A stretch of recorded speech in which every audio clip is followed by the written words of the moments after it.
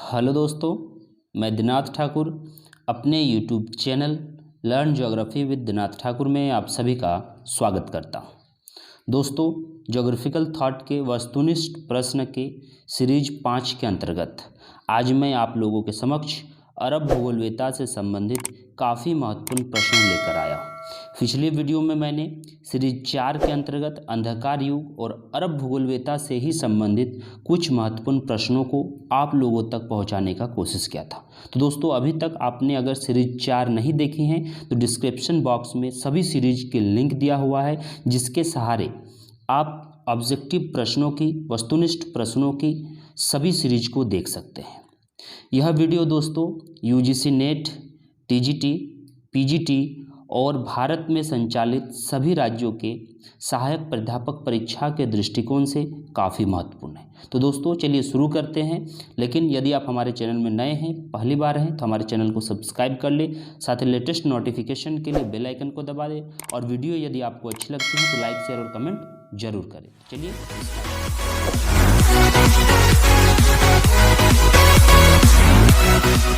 आज का पहला सवाल है, meadows of gold and mines of precious stones और एक्सोर्टेशन एंड इंस्पेक्शन नामक पुस्तक के लेखक कौन हैं?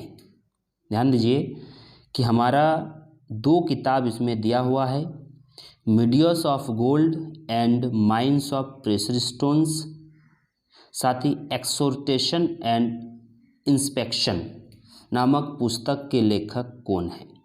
ये पुस्तक अल मसूदी द्वारा लिखित पुस्तक है। ये दोनों पुस्तक में अल मसूदी के विभिन्न प्रदेशों का भौगोलिक वर्णन मिलता है।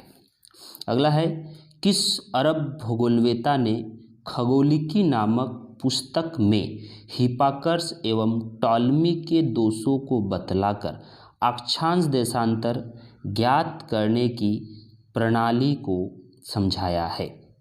यानी कि खगोलिकी नामक पुस्तक के लेखक जो हैं उन्होंने हिपाकर्स और टॉलेमी महोदय के जो देशांतर था उन्होंने उनकी दोषों को समझाकर अक्षांश देशांतर ज्ञात करने की प्रणाली को समझाया है।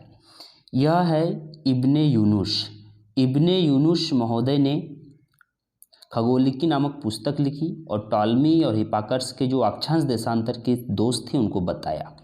अगला प्रश्न है, boundaries of places and correction of distance नामक पुस्तक के लेखक। Boundaries of places and correction of distances नामक पुस्तक के लेखक कौन हैं? तो इसके पुस्तक के लेखक हैं, हम सभी जानते हैं, काफ़ी चर्चित भूगोलवेत्ता हैं जिन्होंने किताब अल हिंद यानी कि भारत का भूगोल लिखा था, अल बरूनी महोदय ने, और अल बरूनी की ही ये पुस्तक है। साथ ही साथ अल बरूनी ने द बुक ऑफ इंडिया और precious stones, the book of India और प्रीशियस स्टोन्स नामक पुस्तक लिखा था अल बरूनी महोदय ने। आगे बढ़ते हैं। अगला है, किस अरब भूगोलवेत्ता ने देशांतर ज्ञात करने के लिए त्रिकोणमितीय विधि पर निबंध लिखा? किस अरब भूगोलवेत्ता ने देशांतर ज्ञात करने के लिए त्रिकोणमितीय विधि पर निबंध लिखा? त्रिकोणमितीय विधि पर निबंध लिखने का श्रेय अल बरूनी महोदय को जाता है। इन्होंने देशांतर को ज्ञात करने के लिए त्रिकोणमितीय विधि के बारे में बात किया है। अगला है, किस अरब भूगोलवेत्ता ने 12वीं शताब्दी में विश्व भूगोल नामक पुस्तक में जलवायु के आधार पर 14 प्रदेशों का वर्णन किया है? यानी कि विश्व भूगोल नामक किताब लिखा 12वीं शताब्दी में, जिसमें विश्व के 14 प्रदेशों का, जलवायु प्रदेशों का उन्होंने वर्णन किया है। तो ये है अल इद्रिसी महोदय। अल इद्रिसी महोदय ने विश्व भूगोल नामक किताब में विश्व के 14 प्रदेशों का, जलवायु प्रदेशों का वर्णन किया है। आगे हम लोग बढ़ते हैं। शताब्दी में तत्कालीन सबसे लंबी विश्व कीर्तिमान 1,20,000 किलोमीटर की यात्राएं 30 वर्षों में की है। यानी कि 14वीं शताब्दी में कौन से विद्वान थे जिन्होंने विश्व के सबसे कीर्तिमान 1,20,000 किलोमीटर की यात्राएं 30 वर्षों के दौरान पूरी की थी। तो हम सभी जानते हैं कि जिसे हम लोग पोस्ट क्लासिकल पीरियड अरब भूगोलवेत्ता में कहा जाता है, पोस्ट क्लासिकल पीरियड अरब भूगोलवेत्ता में कहा जाता है इब्न बतूता के काल को। इन्होंने ही 1,20,000 किलोमीटर की यात्राएं की थी। अगला है बेतुल हिकमा नामक संस्था के स्थापना किस विद्वान द्वारा किया गया था? तो बेतुल हिकमा नामक संस्था की स्थापना हारून अल रशीद नामक विद्वान द्वारा किया गया था। हारून अल रशीद ने बगदाद में इनकी स्थापना की थी, जिसमें भाषा विशेषज्ञों के द्वारा यूनानी, रोमन और भारतीय ग्रंथों का अनुवाद होता था। जैसे कि यूनान के ग्रंथ, रोमन के ग्रंथ और भारतीय ग्रंथ का अरबी भाषा में योगदान होता था बेतुल हिकमा नामक संस्थान में, जो हारून अल रशीद द्वारा स्थापित है। अगला है स्ट्रेबो की पुस्तक ज्योग्राफिया और टॉलमी की पुस्तक अल्माजेस्ट और ज्योग्राफिया सिंटैक्सिस का अरबी भाषा में अनुवाद किस विद्वान ने किया है? तो ये है अल इद्रिसी महोदय। अल इद्रिसी ने स्ट्रेबो की ज्योग्राफिया और टॉलमी की पुस्तक अल्माजेस्ट का अनुवाद किया है अरबी भाषा में, अल इद्रिसी ने। आगे हमारा आता है किस अरब भूगोलवेत्ता का मानचित्र आयताकार प्रक्षेप पर आधारित था, जिसमें दक्षिण दिशा को ऊपरी सिरे की ओर दिखाया गया था? यानी कि अरब भूगोलवेत्ता कहें या फिर टॉलमी का बात करें, ग्रीक का बात करें, यूनान की बात करें, सभी मानचित्रों में जो दक्षिणी हिस्सा है वो उत्तर की ओर दिखाया जाता था उस समय के काल में। तो स्क्रीन में आप लोगों को मानचित्र दिख रहा होगा, जिसमें अल इद्रिसी महोदय का मानचित्र है, जो 1154 ईस्वी में अल इद्रिसी महोदय ने बनाया था। ऐसा माना जाता है कि यह मानचित्र एक भद्दा मानचित्र था जो आयताकार प्रक्षेप का था। इसमें दक्षिणी हिस्सा आप देख सकते हैं उत्तर की ओर लिखा हुआ है, जो वर्तमान उत्तर की ओर लिखा हुआ है साउथ, और इसमें कैस्पियन सागर, अरल सागर का शुद्ध ज्ञान उस समय का अर्जित किया गया था, और इसमें एशिया, अफ्रीका और यूरोप को भी दर्शाने का कोशिश किया गया है, जो अल इद्रिसी महोदय का है। आगे हम लोग बढ़ते हैं। इद्रिसी ने यह अनुभव किया था कि यूनानियों का 5 जलवायु पेटियों का विचार गलत था, इसीलिए उसने परिष्कृत प्रणाली के आधार पर जलवायु के वितरण पेटियों को माना। तो उन्होंने जलवायु के वितरण पेटियों को 7 भागों में माना है। 7 पेटी में उन्होंने, अल इद्रिसी महोदय ने जलवायु वितरण को माना है। अमेरिका एवं भारत के खोज के क्रम में, ध्यान दीजिए काफ़ी महत्वपूर्ण प्रश्न है। अमेरिका एवं भारत के खोज के क्रम में कोलंबस और वास्को डी गामा ने किस अरब विद्वान के मानचित्र का प्रयोग किया था? तो अल इद्रिसी द्वारा निर्मित संसार के मानचित्र को प्रयोग में लाया था कोलंबस ने और वास्को डी गामा ने अमेरिका और भारत को खोजने के क्रम के लिए। अगला है ऑन रूट्स एंड किंगडम।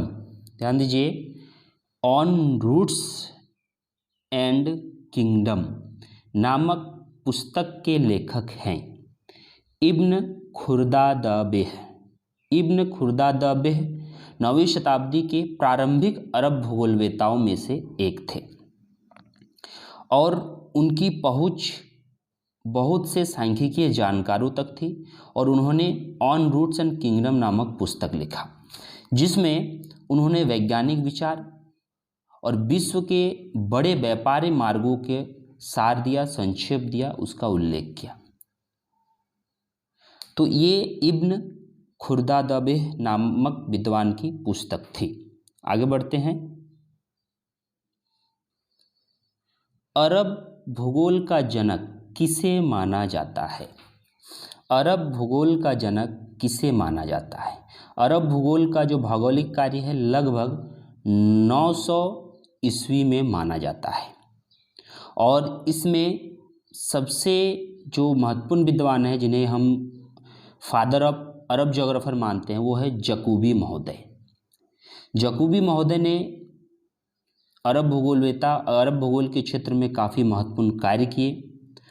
उन्होंने किताब भी लिखा और उसे भूगोल का गंभीर लेखक माना जाता है। किताब अल बुल्दान नामक अरब भाषा में उन्होंने किताब लिखा। तो ये हैं अरब भूगोल के जनक जकूबी। अगला हमारा प्रश्न है दी बुक्स ऑफ कंट्रीज नामक पुस्तक के लेखक। तो बुक्स ऑफ कंट्रीज नामक पुस्तक के लेखक जकूबी है जिन्हें हम अरब भूगोल का पिता कहते हैं।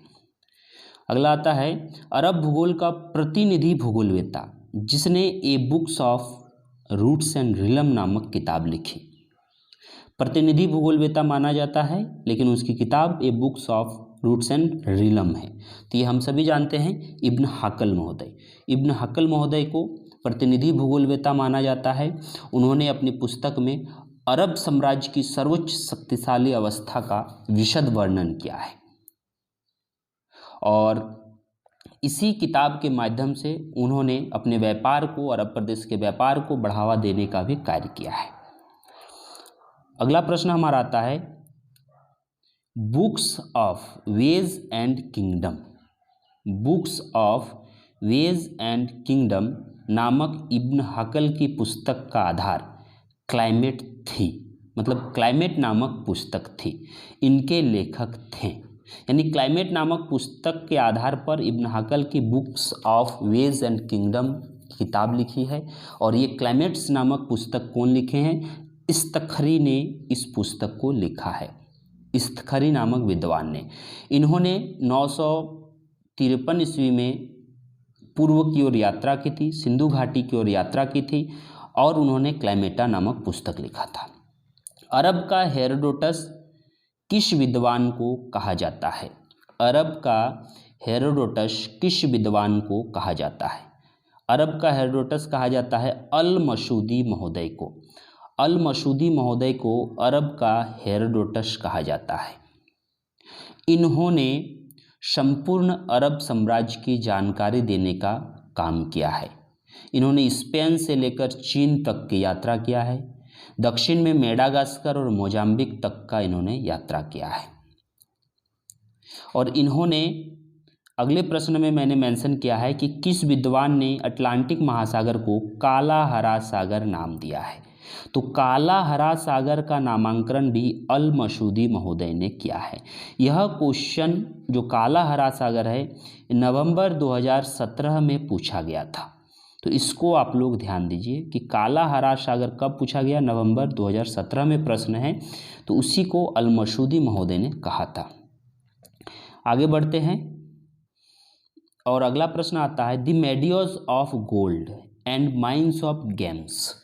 The meadows of gold and mines of games नामक पुस्तक लिखा। इसे हम गोल्डन मेडियोस भी कहते हैं। इस पुस्तक को गोल्डन मेडियोस के नाम से भी हम लोग जानते हैं, जो अल मसूदी द्वारा लिखित पुस्तक है। काफ़ी चर्चित पुस्तक है। जितनी भी पुस्तकें अल मसूदी ने लिखा उनमें से ये एक जीवंत पुस्तक का उदाहरण है। और अल मसूदी ने भारतीय मानसून या फिर मानसून आने की जो क्रियाविधि है उसके भी लेखन कार्य करने का कोशिश किया है। आगे आता है वेस्टिज ऑफ द पास्ट, जिसे हम अथर अल बगिया कहते हैं। वेस्टिज ऑफ द पास्ट जिसे हम अथर अल बगिया कहते हैं। उनका लेखक कौन है? अल बरूनी महोदय। अल बरूनी महोदय ने इस किताब को लिखा है अथर अल बगिया। आगे आता है पतंजलि पुस्तक, जो संस्कृत की मूल पुस्तक है। पतंजलि जो आयुर्वेद की पुस्तक है, जो संस्कृत भाषा में लिखी गई है, उस पुस्तक को अरबी भाषा में लिखने का, अनुवाद करने का कार्य किसने किया है? तो अल बरूनी महोदय ने किया है। ये भी काफ़ी महत्वपूर्ण प्रश्न है कि आयुर्वेद की पतंजलि नामक पुस्तक का जो संस्कृत भाषा में लिखी गई थी उसका अरबी भाषा में अनुवाद किसने किया? तो अल बरूनी महोदय ने। आगे देखते हैं a amusement amusement for the him who desire to travel around the world नामक पुस्तक किसने लिखी? A amusement for him who desire to travel around the world, जो 1154 ईस्वी में लिखा गया था। इस पुस्तक के लेखक कौन हैं? अल इद्रिसी महोदय ने इस पुस्तक को लिखा है। वन लाइनर क्वेश्चंस हैं, इनको आप लोग काफ़ी बारीकी से समझ सकते हैं। अगला है मध्ययुगीन काल का एकमात्र मुस्लिम भूगोलवेत्ता जिसने सभी मुस्लिम देशों को खोजा। मध्ययुगीन काल का एकमात्र मुस्लिम भूगोलवेत्ता जिसने सभी मुस्लिम देशों को खोजा, इसे हम पोस्ट क्लासिकल हिस्टोरिकल पीरियड के नाम से भी जानते हैं और इनका कार्य है इब्न बतूता का। इब्न बतूता ने पूरे मुस्लिम देशों को खोजा और उन्होंने अपनी पुस्तक रिहल्लाह में मोरक्को की राजधानी फेज में रहकर वो पुस्तक लिखा था, उसमें उन्होंने वर्णन किया था। अगला क्वेश्चन आता है, किस अरब भूगोलवेत्ता ने मोहम्मद बिन तुगलक के काल में भारत आया और इसे चीन में अपना राजदूत बनाकर भेजा? यानी कि कौन सा ऐसा अरब भूगोलवेत्ता है जो मोहम्मद बिन तुगलक 1325 से 1351 ईस्वी तक भारत में शासन किया, तो उस समय भारत आया और मोहम्मद बिन तुगलक महोदय ने इसे चीन में अपना राजदूत यानी भारत का राजदूत बनाकर भेजा। ये हैं इब्न बतूता महोदय। अल बरूनी आए थे भारत मोहम्मद गजनवी के काल में, जबकि ये मोहम्मद बिन तुगलक के काल में इब्न बतूता। अगला प्रश्न है जो आज का 150वां प्रश्न है, किस विद्वान ने अरस्तु के इस अवधारणा को असत्य प्रमाणित किया कि उष्णकटिबंधीय ग्रीक टॉरिड जोन मानव अधिवास के लिए अनुकूल नहीं है? अरस्तु महोदय कहते थे कि जो उष्णकटिबंधीय क्षेत्र हैं वो मानव अधिवास के लिए अनुकूल नहीं है। ये स्टेटमेंट है, इस पर जो असत्य प्रमाण करने का कार्य किया है इब्न बतूता महोदय ने, क्योंकि इन्होंने भूमध्य रेखा से दक्षिण 20 डिग्री दक्षिणी अक्षांश तक यात्रा की और वहाँ पर उन्होंने देखा कि अनेक ऐसे क्षेत्र हैं अफ्रीका में जहाँ पर मानव सभ्यता का विकास हो सकता है, मानव वहाँ पर जीवित रह सकता है। इसीलिए जो है उनके अरस्तु के कथन को इन्होंने असत्य माना है। अगला है, इब्न बतूता की प्रसिद्ध पुस्तक द ट्रेवल्स को किस उपनाम से जाना जाता है? इब्न बतूता की प्रसिद्ध पुस्तक द ट्रेवल्स को किस उपनाम से जानते हैं? तो इसको कहते हैं रिहल्ला। ये इब्न बतूता की पुस्तक है रिहल्ला, इसी का दूसरा नाम द ट्रेवल्स है। आगे देखते हैं, मुकदिमा जो 1377 ईस्वी में प्रकाशित हुआ था, इस पुस्तक के लेखक कौन है? तो मुकदिमा पुस्तक के लेखक इब्न खालदून महोदय हैं, जिसे हम लोग अंतिम अरब भूगोलवेत्ता कहते हैं। उसी से संबंधित मैंने अगला क्वेश्चन भी मेंशन किया है, अंतिम अरब भूगोलवेत्ता किस विद्वान को माना जाता है? तो अंतिम अरब भूगोलवेत्ता इब्न खल्दून महोदय को माना जाता है। उसके उपरांत प्रश्न है, किस विद्वान ने अपनी मानचित्र में अफ्रीका की आकृति को टॉलमी के अनुसार प्रदर्शित किया था? यानी कि अल इद्रिसी का जब आप मानचित्र देखते हैं तो उसमें अफ्रीका लगभग उन्होंने कहा है कि अफ्रीका जो है टॉलमी के आधार पर मिलता जुलता है। और आज का अंतिम प्रश्न है, इस्लामिक गोल्डन एज किस विद्वान के काल को माना जाता है? इस्लामिक गोल्डन एज किस विद्वान के काल को माना जाता है? यह काल आपको माना जाता है इस काल को हम लोग कहते हैं अल बरूनी के काल को। अल बरूनी के काल को इसका आंसर अल मसूदी के काल को हम लोग कहते हैं इस्लामिक गोल्डन एज। आप लोग ध्यान दीजिए, फिर से एक बार रिपीट कर रहे हैं, इस्लामिक गोल्डन एज किस विद्वान के काल को माना जाता है? तो ये अल मसूदी के काल को कहा जाता है इस्लामिक गोल्डन एज। तो दोस्तों ये था हमारा कुल 30 प्रश्न, जो काफ़ी महत्वपूर्ण प्रश्न था। तो दोस्तों कैसा लगा आपको ये हमारा वीडियो कमेंट करके ज़रूर बताएं। साथ ही वीडियो आपको अच्छे लगे हैं तो लाइक शेयर कमेंट करें, और आप अगर चैनल में नए हैं तो सब्सक्राइब करें ताकि